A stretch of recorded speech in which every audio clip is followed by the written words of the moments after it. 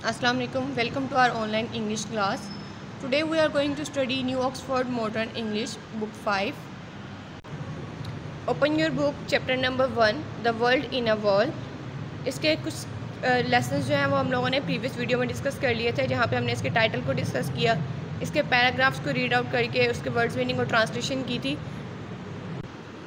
और इसके paragraph number 8 तक हम लोगों ने कंप्लीट किया था, जहाँ तक हम लोगों ने देखा था कि किस तरह से वो जो बिच्छू थे, जैसे वो बाहर निकले तो वो उनको घर वाले जो हैं वो मारने की कोशिश कर रहे हैं, और साथ ही उस यानी कि जो बच्चा था उसने उसको दरख्वास्त की अपनी माँ से कि वो उनको ना मारे, कि वो उनको पकड़ लेगा।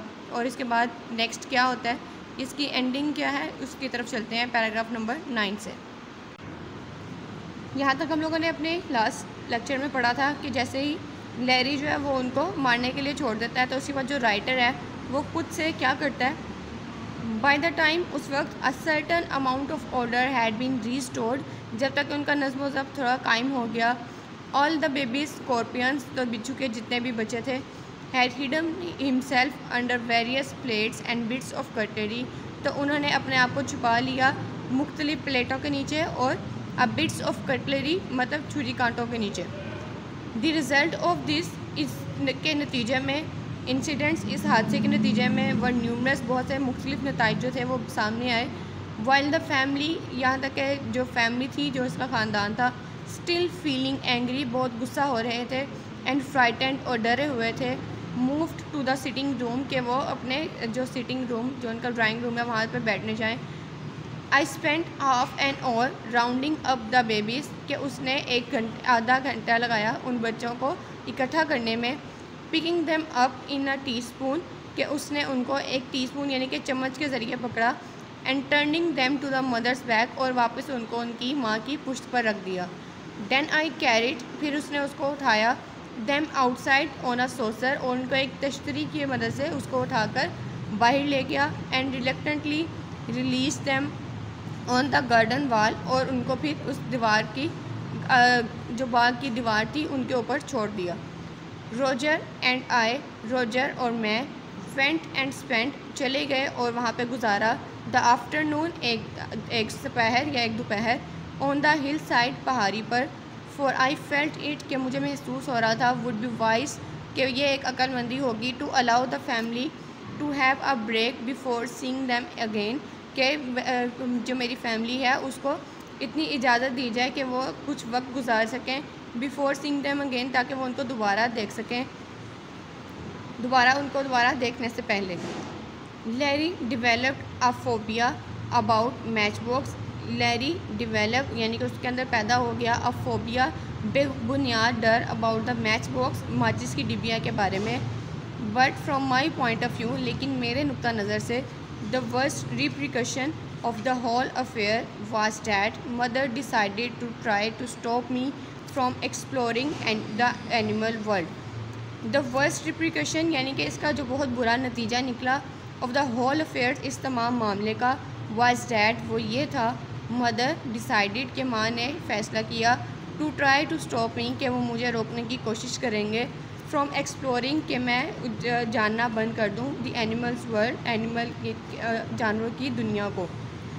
You are running wild again, तुम फिर से जंगली होते जा रहे हो। It is high time you receive a little more education, ये वक्त है कि जब तुम्हें थोड़ा सा तालीम याफ्ता कर दिया जाए।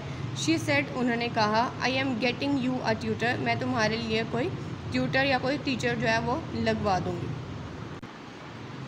The world in a wall, paragraph number 9 and page number 5 से उसके वर्ड्स मीनिंग को रीड आउट करते हैं। प्लीडिड, गिरगिराना, इवेंचुअली, यहाँ तक, बैक्ड अप, तायद और हिमायत करना, सजेशन, तजवीज़ या मशवरा, क्वेश्ड, मुस्तरद कर देना, हिडन, छुप जाना, वेरियस, मुख्तलिफ, कटलरी, छुरी कांटे, न्यूमरस, बहुत सी, फ्राइटेंड, डर जाना, राउंडिंग अप, इकट्ठा करना, सोर्सर, तश्तरी, रिलेक्टेंटली, हिचकिचाहट, रिलीज्ड, छोड़ दिया, डिवेलप्ड, बन जाना या हो जाना, फोबिया, बेबुनियाद खौफ, वर्स्ट, बुरा, रिप्रिकशन, नतीजा, एक्सप्लोरिंग, मुताला करना। So here our chapter is complete. यहाँ पे हम लोगों ने पूरा उसके बारे में पढ़ा था कि किस तरह वो उसके बिच्छू के बच्चों को इकट्ठा करता है और जब वो उसको अपने घर में लेके आता है तो उसका एक जो भी रिज़ल्ट निकलता है वो नहायत खौफनाक है। अब कुछ ऑथर के बारे में पढ़ लेते हैं।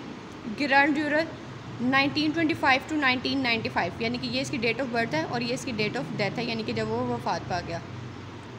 वाज एन इंग्लिश नेचुरलिस्ट, जू कीपर,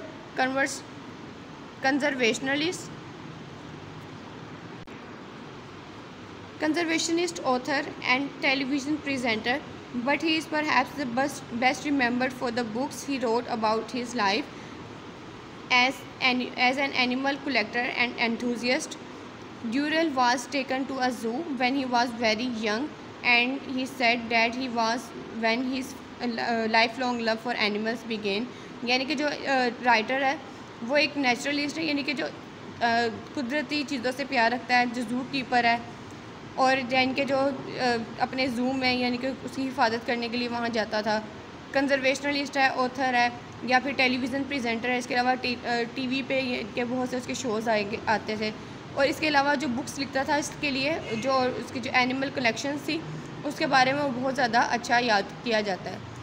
और ड्यूरल का जब वो ज़ू जाना शुरू हुआ तब से ही उसको जो जानवरों के बारे में उसका प्यार था वो ज़्यादा बढ़ना शुरू हो गया और इसी के बारे में उसने ये बुक लिखी थी और इस बुक में भी उसने जानवरों से ही मोहब्बत को जो है वो पेश किया।